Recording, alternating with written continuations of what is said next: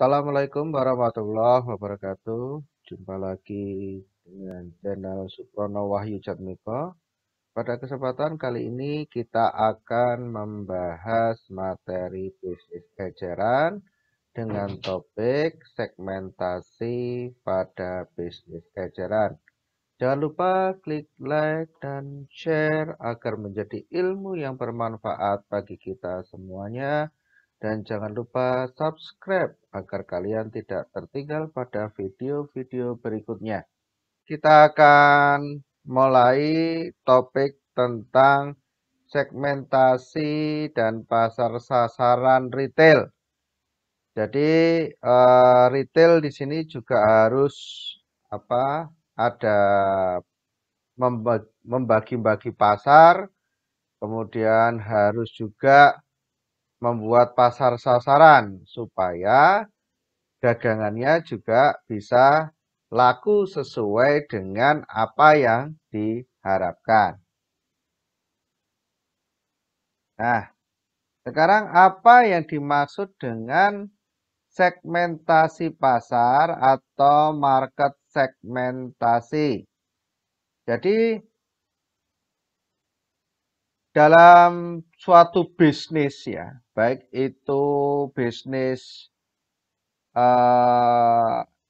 retail maupun bisnis yang lainnya, itu tentunya yang namanya persaingan itu tidak ringan dan jelas persaingannya itu sangat ketat. Oleh karena itu, pebisnis itu harus melakukan yang namanya segmentasi pasar. Supaya apa? Supaya dia itu bisa ya, mengetahui suatu kelompok yang kebutuhannya itu nanti akan kita cukupi. Jadi kalau kita tidak melakukan segmentasi pasar, ya, walaupun itu adalah sebuah bisnis retail, kalau kita tidak melakukan segmentasi pasar, maka kita tidak akan tahu kelompok masyarakat mana yang kita layani kebutuhannya. Jadi misalkan sebagai contoh, sebuah bisnis retail itu adalah kita membuka suatu usaha, ya, toko kelontong. Simple sebenarnya, yaitu sebuah toko kelontong. Kalau tidak kita lakukan segmentasi, ya, tidak kita lakukan segmentasi pasar, kita lihat yang kita jual di toko kita itu tidak akan mengena 100% atas kebutuhan masyarakat di sekitar toko kita. Karena apa? Kita melakukan perdagangan itu berdasarkan kira-kira. Oh, kira-kira masyarakat sekitar kita itu adalah membutuhkan A, B, C, D, E. Kan gitu. Tak taunya tidak sesuai. Nah, makanya di sini kita harus melakukan segmentasi pasar. Kita lihat toko kita itu melayani masyarakatnya itu seperti apa. Dari masyarakat sekitar toko kita itu nanti kita buat suatu kesamaan-kesamaan. Apa saja kesamaan-kesamaan yang dapat kita ambil ketika kita sudah melakukan survei. Nah, hal ini berfungsi untuk mengembangkan efektivitas, ya, efektivitas biaya retail. Sehingga maka retail itu sebaiknya mengelompokkan pelanggan dalam beberapa segmen. Nah, ini kenapa kok bisa efektif? Efektif itu artinya tepat. Karena kita sudah membagi-bagi pasar. Jadi nantinya dagangan kita itu sesuai dengan kebutuhan mereka. Ya, kita ambil contoh Tadi kita buka toko kelontong ya. Di situ kita lihat yang anak SD ada berapa, anak SMP ada berapa, anak SMA ada berapa, yang sudah kuliah itu ada berapa. Nah, dari situ kita itu akan mengetahui, oh ini top pelanggan yang saya layani kan. Sehingga nantinya tepatnya di mana? Misalkan yang di sekitar kita itu banyak anak-anak misalkan, banyak anak-anak. Nah, toko kita itu menyajikannya itu adalah misalkan malah barang-barang atau kebutuhan orang tua. Nah, ini kan menjadi problem. Orang yang banyak anak-anak kan itu. Demikian juga sebaliknya, misalkan di tempat kita itu, sekitar kita itu banyak orang-orang tua. Tak taunya di situ kita malah menyediakan, itu eh, jajanan anak-anak. Ya tidak akan laku. Oleh karena itu ini kita harus membuat segmentasi pasar itu sehingga pas. Oh, anak-anaknya ada sekian persen, dewasanya sekian persen, sehingga komposisi dagangan kita itu yang kita jual itu bisa tepat. Nah,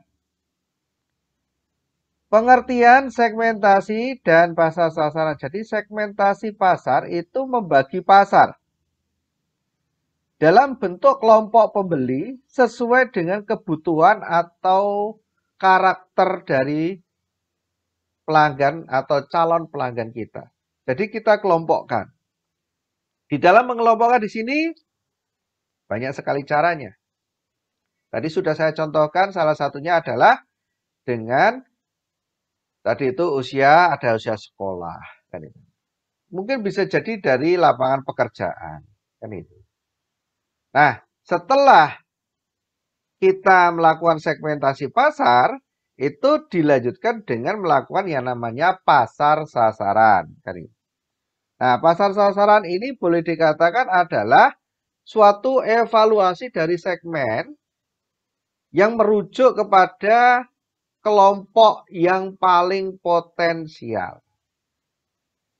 Ya, merujuk ke kelompok yang paling potensial. Tadi saya contohkan misalkan di sekitar toko kita, di situ ada masyarakat usia SD, usia SMP, usia SMA, kemudian ada yang perguruan tinggi. Ya. Nah, di situ yang paling potensial yang mana? Biasanya yang paling potensial itu di situ kelompok yang mayoritas, yang dominan. Jadi yang mereka itu nanti akan melariskan dagangan kita kan itu. Itu adalah kelompok yang potensial. Nih, apa manfaat segmentasi pasar? Yang pertama adalah dengan segmentasi pasar ini bisa mendesain usaha agar lebih responsif. Ya, mendesain usaha agar lebih responsif. Kalau tidak kita lakukan segmentasi pasar,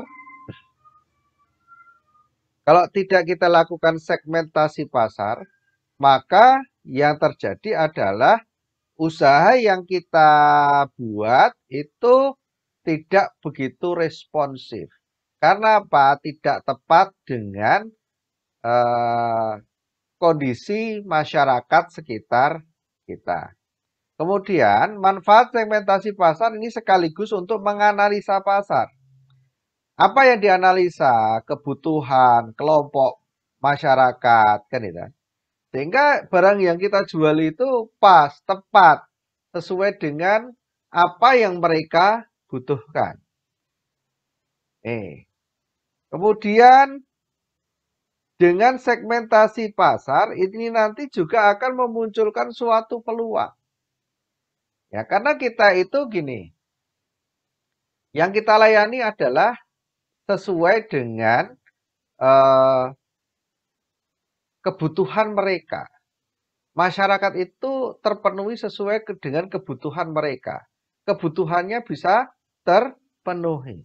Nah, biasanya orang itu yang kebutuhannya sudah terpenuhi, itu tuh dia itu akan terus berusaha memuaskan kebutuhan dia. Nah, salah satu upaya yang dia lakukan adalah yaitu toko yang biasa menjadi langganan itu diupayakan dia bisa memenuhinya. Nah, alhasil ini menjadi suatu peluang. Nah, misalkan contoh kita semula tidak menjual, misal biasanya kalau kita melayani di situ ternyata banyak masyarakat atau anak-anak usia sekolah. Toko kita itu tidak menjual, tidak melayani fotokopi, tidak melayani fotokopi. Nah, tiba-tiba ada beberapa konsumen kita merasa kesulitan kalau fotokopinya itu terlalu jauh. Maka dia meminta, "Mbok, di sini ada fotokopi." Ini kan sebuah peluang. Nah, peluang ini bisa untuk mengembangkan bisnis kita.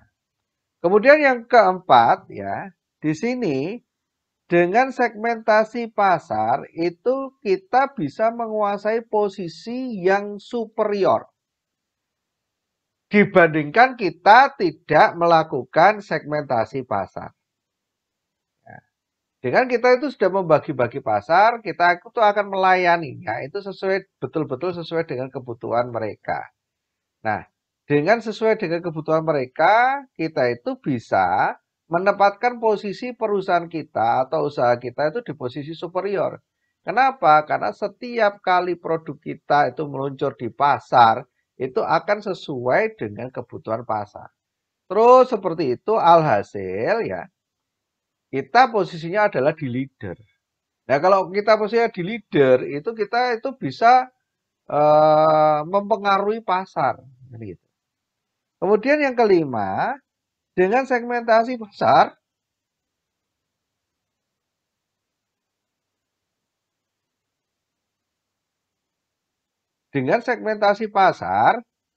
ini menentukan strategi komunikasi yang efektif dan efisien. Jadi dengan segmentasi pasar itu strategi komunikasi kita itu bisa efektif, bisa efisien. Kenapa? Nyambung. Nyambung dengan masyarakat atau pasar yang kita layani. Berbeda kalau kita tidak melakukan segmentasi pasar. Itu kita sulit sekali nyambung ya. Kita sulit sekali nyambung. Karena apa? Yang kita sediakan aja tidak sesuai dengan kebutuhan dia. Misalkan contoh, kita jual rokok.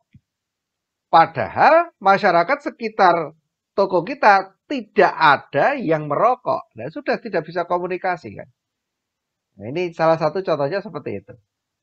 Sehingga ini menjadikan problem di dalam usaha kita. Nah, kriteria untuk mengevaluasi segmentasi pasar. Apa saja kriteria yang bisa kita gunakan untuk mengevaluasi segmentasi pasar? Yang pertama adalah kemampuan bertindak atau actionability. Jadi di sini pelanggan segmen ini harus mempunyai kebutuhan yang serupa, manfaat yang serupa, dan tercukupi oleh peritel yang serupa. Jadi pada kriteria untuk mengevaluasi segmen pasar di sini pelanggan pada segmen tersebut harus mempunyai kebutuhan yang sama. Itu adalah suatu hal yang mutlak. Ya. Karena kalau kebutuhannya berbeda-beda ya sulit. Minimal adalah mayoritas besar itu kebutuhannya sama. Kemudian manfaat juga serupa. Ya. Sehingga nanti peritel tersebut itu bisa mencukupi kebutuhan mereka. Kebutuhan pelanggan harus berbeda dengan kebutuhan pelanggan pada segmen yang lain.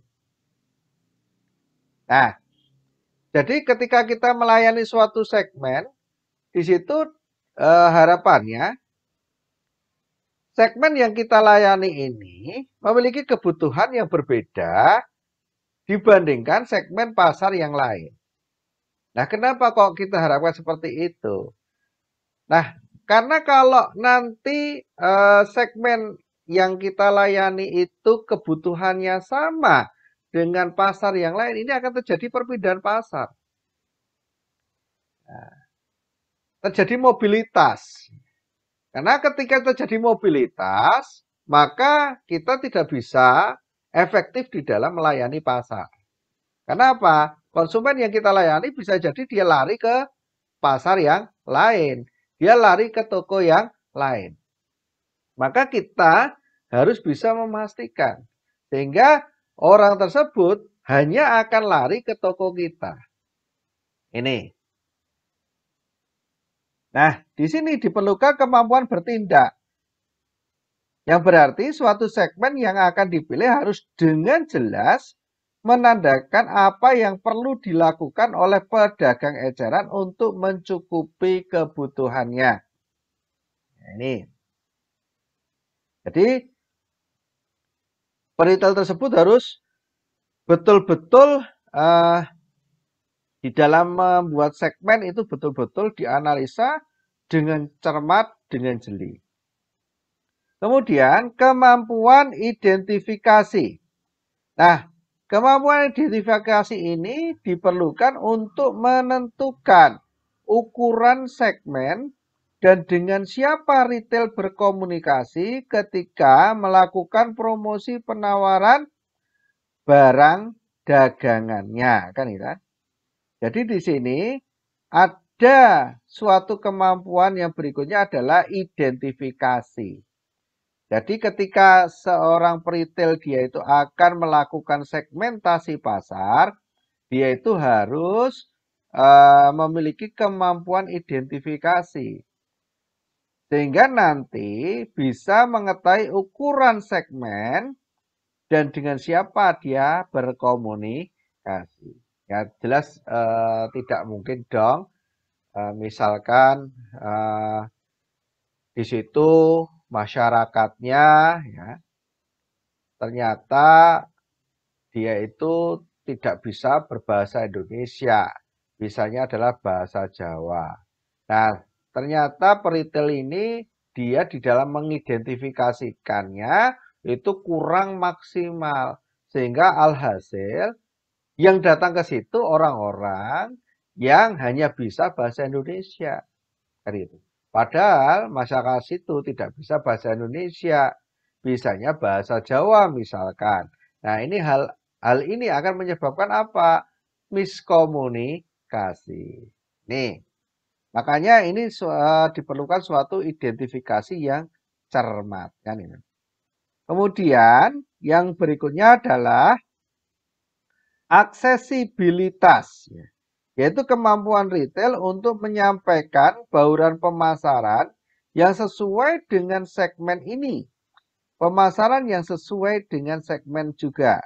Jadi di sini diperlukan yang ketiga adalah aksesibilitas, yaitu kemampuan untuk menyampaikan bauran pemasaran. Jadi peritel ini harus mampu menyampaikan price, produk, place, promotion, agar apa? Toko dia atau produk-produk yang dijual pada toko dia itu bisa laku. Nah, di dalam melakukan bauran pemasaran ini harus sesuai dengan segmen yang ada pada saat ini. Kemudian yang keempat adalah ukuran. Suatu target segmen harus cukup besar menghasilkan laba untuk mendukung suatu bauran penjualan eceran yang unik. Ini. Jadi di sini untuk target segmen ini harus cukup besar.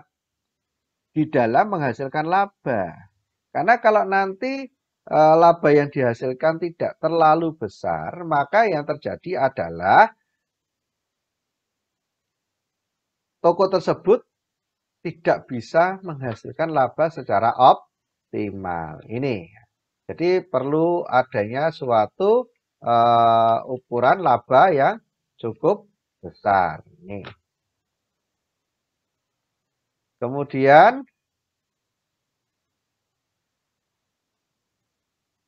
yang berikutnya kriteria segmentasi pasar.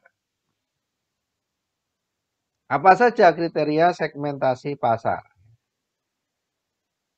Yang pertama adalah apakah segmen itu cukup besar atau tidak. Jadi ketika kita itu mau membagi-bagi pasar, kita lihat segmennya itu besar atau tidak, atau segmennya itu kecil. Maka kita harus melihat. Karena perlakuannya akan berbeda antara segmennya yang besar dengan segmennya yang kecil. Nih.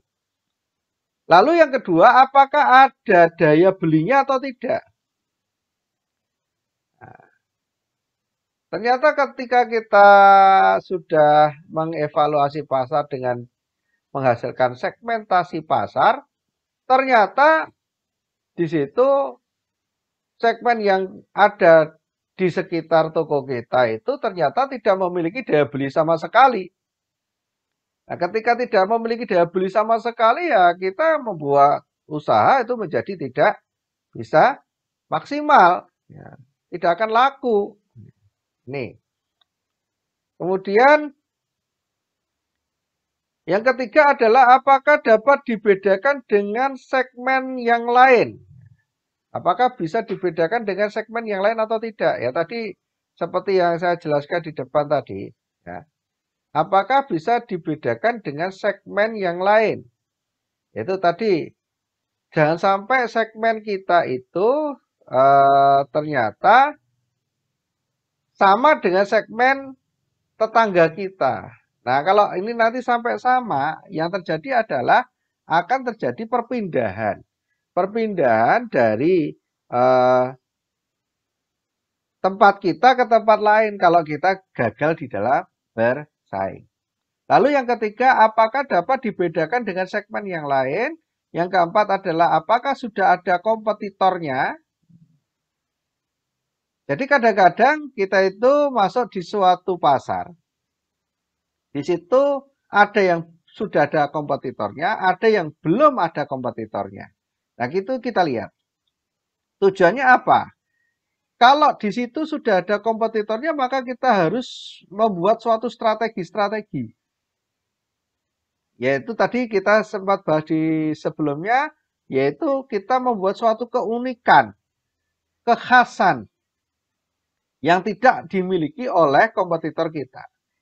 Kemudian yang kelima adalah apakah pasar dapat dijangkau dan cara menjangkaunya itu bagaimana. Nah, di sini kita juga harus melihat pada saat melakukan segmentasi itu, apakah pasar ini kita mampu menjangkaunya atau tidak. Kenapa kok itu harus kita lakukan? Ini berhubungan dengan apa? Biaya. Biaya modal. Kalau kita tidak mampu menjangkaunya, kita paksakan, maka biaya modal yang kita keluarkan itu menjadi terlalu besar. Yang keenam adalah harus apakah memiliki SDM yang memadai atau tidak. Nah, ketika kita melakukan segmentasi pasar, kita membagi-bagi pasar, ini kita juga sekaligus mencocokkan pada diri kita. SDM kita. SDM kita itu memadai tidak kalau dibandingkan dengan kondisi pasar yang akan kita masuki. Nah, ternyata ketika sudah memasuki suatu pasar, misalkan di situ pasarnya adalah anak-anak yang dia itu dalam budaya high teknologi. Ya. Kemudian sistem pembayarannya aja dia rata-rata pakai virtual. Ya. tidak pernah menyentuh uang, kan gitu. Nah, kita tidak mengajak SDM kita. Ternyata di tengah masyarakat seperti itu, kita membuka usaha, SDM kita malah gaptek. Nah, ini jelas tidak akan melayani dengan baik.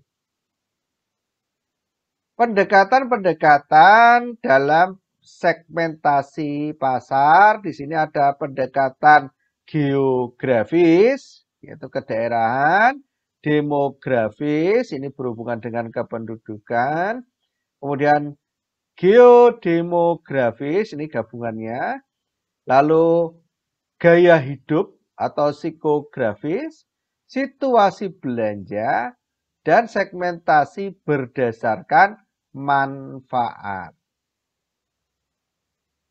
Nah, yang pertama adalah segmentasi geografis. Dalam segmentasi geografis di sini, ini menurut area di dalam suatu negara, kota, lingkungan, desa, dusun, dan sebagainya. Nah, jadi di sini kalau segmentasi berdasarkan geografi itu adalah berdasarkan suatu wilayah, wilayah tempat tinggal. Ya, tempat tinggal sekitar kita. Ini adalah segmentasi berdasarkan geografi. Kemudian segmentasi berdasarkan demografi. Nah, berdasarkan demografi di sini ini menurut karakter dari kependudukan yang ada di sekitar kita. Bisa dalam bentuk umur, jenis kelamin, pendapatan, pendidikan. Jadi seperti tadi yang sudah saya singgung di depan, itu ya. Jadi ada kita membagi segmen di sekitar kita itu adalah ternyata masyarakat sekitar kita itu banyak yang anak-anak sekolah SD, SMP, SMA. Nah, ini adalah berarti berdasarkan pendidikan.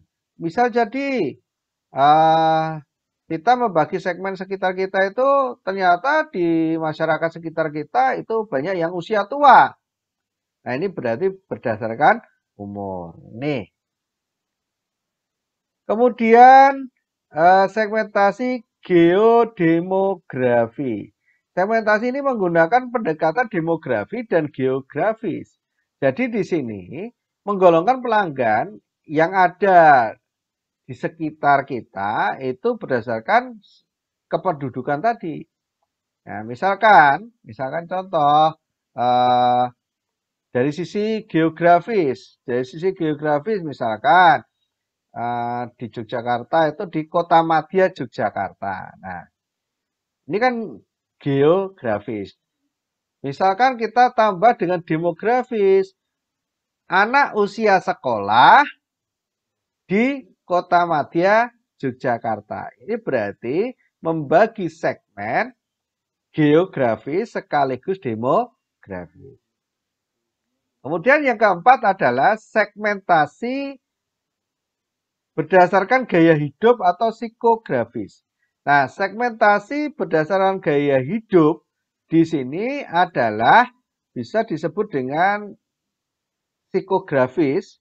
Ini mengacu pada bagaimana kehidupan seseorang, bagaimana ia meluangkan waktu dan opini tentang dunia di mana ia hidup dan tinggal. Segmen ini diidentifikasikan melalui survei pelanggan. Jadi ketika kita mau melakukan segmentasi berdasarkan gaya hidup, maka di sini kita membutuhkan suatu survei karena ini mencakup sesuatu hal yang tidak bisa kita lihat cuma sekedar kita lihat secara mata. Jadi kita harus melakukan interview, kita harus melakukan pendekatan-pendekatan kepada masyarakat yang di sekitar kita, ya, tentang gaya hidup yang sering mereka lakukan, kan gitu. Jadi kita tidak mungkin membuka suatu toko swalayan, di situ ada area misalkan untuk kongko-kongko, untuk santai-santai berwifian, ya. di tempat masyarakat yang tidak suka seperti itu. Nah, ini makanya kita harus ngecek. Jadi kalau kita uh, membuat suatu kafe, di situ free wifi, lalu bisa untuk meeting dan sebagainya, tetapi itu di daerah pedesaan ya tidak akan laku, kan gitu. Kemudian segmentasi situasi pembelian. Segmentasi berdasarkan situasi pembelian di sini hampir sama dengan segmentasi demografi atau gaya hidup. Namun yang membedakan adalah di sini itu berdasarkan situasi pembelian yang dihadapi oleh pelanggan. Jadi pelanggan itu melakukan pembelian itu situasinya itu berbeda-beda. Ada yang dia itu melakukan pembelian itu sesuatu hal yang urgen, yang segera, yang mendesak, yang terpaksa, kan itu. Jadi sama-sama misalkan membuka swalayan di sebelah rumah sakit sama membuka swalayan di area perkantoran itu akan berbeda. Karena orang di di rumah sakit itu sesuatu hal yang dalam kondisi keterpaksaan. Maka barang-barang yang dia cari pun pasti tidak akan ada yang sampai ke arah tersier. Rata-rata di situ barang-barang yang dia butuhkan semuanya adalah kebutuhan primer ataupun sedikit sekunder. Itu adalah di sekitar rumah sakit. Kemudian yang keenam adalah segmentasi berdasarkan manfaat yang didambakan. Segmentasi berdasarkan manfaat ini adalah suatu pendekatan yang mendefinisikan pasar sasaran itu berdasarkan kelompok yang mencari manfaat yang relatif sama. Jadi di sini itu segmentasi ini berdasarkan manfaat yang relatif sama antar kelompok yang ada di sekitar tempat kita usaha. Dalam model sikap multi atribut, pelanggan yang mempunyai kesamaan manfaat yang dicari akan memiliki bobot kepentingan yang relatif sama terhadap atribut toko atau atribut barang dagangan. Jadi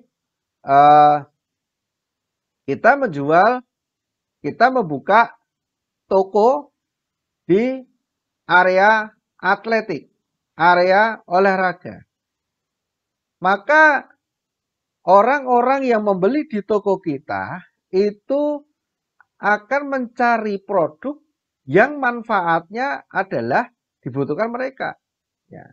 Apa sih kebutuhan dari seorang olahraga? Kayak gitu. Maka dia akan mencari produk yang bermanfaat bagi dia. Biasanya yang berhubungan dengan stamina, vitamin, kan gitu. Dan ini sama semua, kan gitu. Karena ini area olahraga. Langkah-langkah dalam segmentasi pasar, ya, ini cukup umum, yaitu ketika kita melakukan segmentasi pasar, ya pasti ada identifikasi pasar, ya, kemudian identifikasi alternatif, kemudian diuji, memilih basis yang paling baik, kemudian setelah itu identifikasi segmen pasar individu. Baru setelah itu semua melakukan seleksi akan segmen yang menjadi target. Jadi kita di dalam segmentasi ini bisa jadi kita ada beberapa segmen. Nah, dari segmen yang ada itu nanti kita evaluasi. Mana yang cocok kita layani, mana yang tidak cocok kita layani. Ini makanya di sini kita seleksi segmen yang ada tersebut. Supaya apa? Supaya kita bisa memberikan pelayanan yang optimal. Nah, setelah kita melakukan segmentasi pasar, maka yang kita lakukan berikutnya adalah targeting atau penentuan pasar sasaran. Dalam proses menetapkan segmentasi pasar ini tentu dari berbagai segmen yang ada di masyarakat sebagai sasaran program pemasaran retail. Ya, tadi seperti saya katakan, kita membuat segmen itu mungkin lebih dari satu. Ada 3, 4, atau 5. Nah, kan gitu. Nah, di dalam targeting, kita mencari mana yang paling potensial. Nah, mana yang paling potensial? Oh, ternyata, jadi misalkan ya, kita melakukan segmen. Oh, di situ ada anak SD, SMP, SMA. Ada 3 segmen di sini. Nah, dari 3 segmen ini mana yang paling potensial? Oh, ternyata yang paling potensial itu adalah anak-anak SMP. Karena di situ yang paling banyak adalah anak-anak SMP. Nah, karena yang paling banyak adalah anak-anak SMP, maka kita mentargetkan, yaitu yang kita layani adalah anak-anak SMP. Nah, dengan kita itu memiliki target ini kita bisa lebih fokus di dalam melayani pasar kita. Kalau kita melayani 3 segmen sekaligus, kita yang akan kewalahan. Karena apa? Karena bisa jadi salah satu segmen yang kita layani tersebut, sumber daya kita tidak mencukupi. Makanya kita tidak boleh, kita segmentasi semua itu tidak boleh, harus pilih salah satu yang menjadi sasaran kita.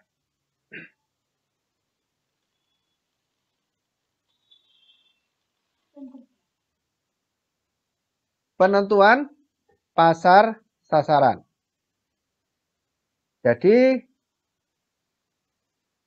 di dalam menentukan pasar sasaran, di sini ada beberapa hal yang perlu kita perhatikan, yaitu adalah yang pertama pemasaran tanpa pembedaan, pemasaran dengan pembedaan, sama pemasaran dengan konsentrasi. Kalau pemasaran tanpa pembedaan, maka di sini mengabaikan perbedaan segmen. Semua kita layani. Nah, biasanya di sini kita hanya bisa menawarkan satu atau beberapa jenis produk. Di situ produknya adalah pasti yang semua segmen membutuhkan. Nah, kemudian pemasaran dengan pembedaan. Nah, ketika pemasaran dengan pembedaan, di sini kita merancang barang yang berbeda untuk segmen yang berbeda. Jadi di sini kita melayani kebutuhan pasar kita itu betul-betul sesuai dengan apa yang mereka butuhkan. Betul-betul sesuai dengan apa yang mereka inginkan. Ini. Supaya bisa seperti itu, kita tidak bisa menggunakan semua segmen, tetapi kita bisa memilih beberapa segmen pasar yang bisa kita layani. Kemudian pemasaran dengan konsentrasi. Nah, ketika kita dalam pasar sasaran ini, yaitu pemasaran secara konsentrasi, maka kita mencari pasar-pasar itu yang memiliki potensi besar bagi kita. Nah, kita pilih dari itu. Kita pilih mana yang paling menguntungkan. Ini adalah pemasaran secara konsentrasi dalam pasar sasaran. Ketika sudah seperti ini, kita nanti melayaninya bisa lebih maksimal dan lebih optimal. Penentuan target. Dengan mempertimbangkan sumber daya yang dimiliki, retail harus menetapkan satu atau beberapa segmen yang akan dilayani. Ada 2 macam cara penentuan target. Yang pertama ada pasar utama, ada pasar sekunder ya. Pasar utama. Pasar utama itu adalah merupakan segmen pasar yang dipilih oleh perusahaan untuk dijadikan sasaran program pemasarannya. Jadi di sini yang namanya pasar utama itu bidikan utama. Jadi dia adalah kita anggap sebagai yang paling potensial yang kita miliki. Oleh karena itu pada kondisi seperti ini ya, di sini ketika kita melayani pasar utama, kita harus bisa lebih optimal, bisa lebih maksimal. Target pasar sekunder. Segmen pasar ini mempunyai karakter yang hampir sama, namun berbeda dengan karakter segmen pasar utama. Jadi misal, segmen pasar utama, keluarga mapan, golongan atas. Ini ya. Pasar sekundernya, misalkan keluarga muda, golongan menengah atas. Ya, ini kan ada perbedaan tipis ya. Jadi pasar utamanya keluarga mapan, golongan atas. Ya, siapa aja keluarga mapan, golongan atas. Nah, salah satunya bisa jadi di situ adalah yang di sekunder, pasar dari keluarga muda, golongan muda yang menengah ke atas. Nih. Karena dengan kita membidik pasar utama keluarga mapan, golongan atas, nah, secara tidak langsung kita juga akan melayani keluarga mapan masih muda. Biasanya kalau yang mapan tadi ada yang muda, itu biasanya muda itu kan jalinan pertemanannya dengan teman itu cukup lumayan, cukup bagus. Sehingga kadang-kadang itu teman-teman mereka itu juga ikut tidak sengaja kita layani. Nah, ini. Dan ternyata mereka itu adalah golongan menengah. Masih menengah tapi ke atas. Ini.